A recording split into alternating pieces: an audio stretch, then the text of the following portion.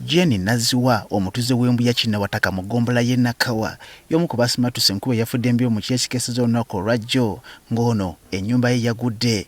Bana gyekanze ku ssaawa 12 nga neighbor yakola ki yampita n'agamba okyali eyo amazzi ngenda okwekanga okulinnya kigenga amazzi gakoze eki gajjudde okufuluma mu nnyumba ndabe nga nsobola okuddusa omwana ewa neighbor okuyingira munaddemu ndimu ne sister wange. Mu kavuyo kano yagezezaako okutaasa ebintu by'omu nju wabula kyabadde kikeerezi. Sirina kyo kyenzizaako sijja balimba newe nasuze ku kkubo andi n'omwana wange. Abatuuze abalala abakoseddwa enjega eno tusanze ebintu byabwe byakoseddwa amazzi nga babyaniseeko bikamuke. Abatuuze abawerako tebaasigaza wa kusula oluvannyuma ennyumba zaabwe zonna okugwa ku ddimwa.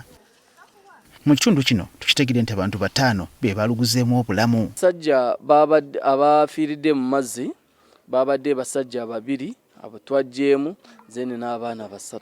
Ennyumba ezisinga mu kitundu kino zonna zikutte mu binabina kale nga kadde konna ziyinza okugwa. Abatuuze obuzibu babutadde nnyo ku kitongole ekikola ku nsonga z'ebyenguudo okulwawo okubaliyirira bamuke ekitundu kino. Works oba UNRA yali yapima abantu kuva 2013 nti bagamba tiwala atunda tiwala agula naye nti nakyo nkisinga ate tiwala bakiriza n'okwongerako nga banovetinga amayumba gaabwe kati embeera gano amazzi ayigajjidde gayongerezaako bwongereza abantu baffe nga bagenda kubasasula UNRA netuuka okuvaawo nga tebabasasudde katulina wax minisita wa wax tukusaba jangu osasula abantu baffe. Bategeezezza ng'emyala mu kitundu kino bwe girudde nga tegizimbibwa newankubadde okugogolebwa ekibatadde mu bulabe nga buli nkuba bwetonya amazzi gabooga. Buno bupayipu obuli wano buno bwolaba twetaagawo box calvert esobola okutambuza amazzi nga bwe gazze ne gagenda nga bwe galina okutambula. Buno bupayipu butiri nnyo. Tutuuseko ne mu zooni eyamulimira e Bukoto 1 ng'eyo naye abatuuze enkuba yabeesiza bubi.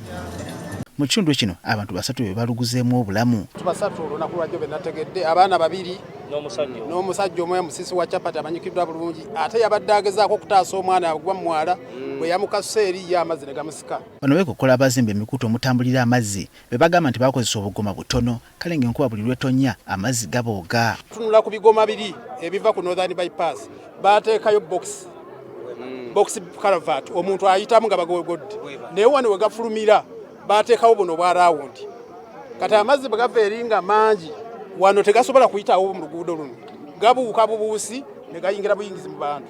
Kati nva kubira injiniya akasimu owa KCCA nangamba nzija nca simanyi oba anajjo oba abadde nkansubira ajja kujja oba akasimu nkakubye naye yali badde talinda n'ekyo nga bakola programu nga bakikola regularly. Mu kitundu kino waliwo omusumba afunidde abatuuze ekkanisa ye basobole okugira nga beebakoomo embeera nga bwekkakkana. Naye ekizibu kye twasanze nti abantu bonna bwe twasobodde okusuza mu kyaki tewali yabadde alina mufaliso tewali yabadde alina bulangiti kubanga emifaliso gyonna gyatobya in case abayinawo.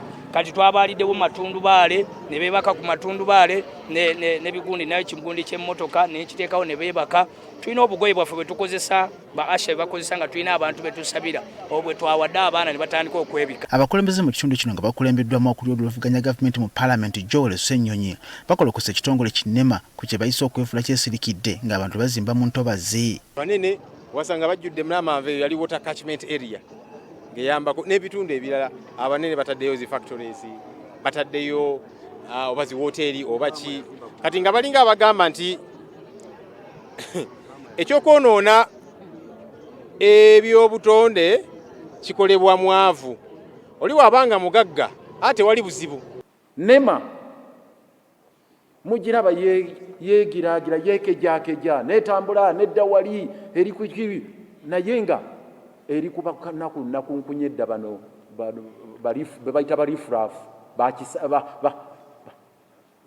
balunkulubuse. Emyala mu kitundu kino tusanze gijjudde kasasiro ekiyinza okuba nga kye kyaviiriddeko amazzi gano okufuuka ag'obulabe. Abantu baffe nga bwe tukubiriza KCCA egogole ezimbe emyala gigaziwe abantu baleme kasuka kasasiro mu myala kubanga osangamu obuveera obumu nga bunene bwagejja obuveera obwo buyitirira amazzi nago gaba tegayina bwe gayita. Era odimeyo w'ekibuga Kampala Elias Lukwago nategeeza nga bwe waliwo emyalo egiwerera ddala 68 egisinga okuba egy'obulabe gye banokolayo.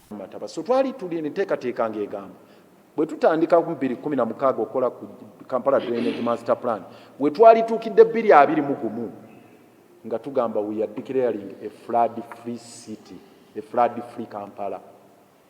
Naye kyannaku nnyo nti bwe twatuuka okuteeka mu nkola emiziziko mingi ne gibeerawo. Ono atugambye nti okusalira ensonga eno amagezi bategese olutuula lwa kanso olw'enjawulo mu bbanga ttono okuva kaakano bakubaganyize wamu ebirowoozo.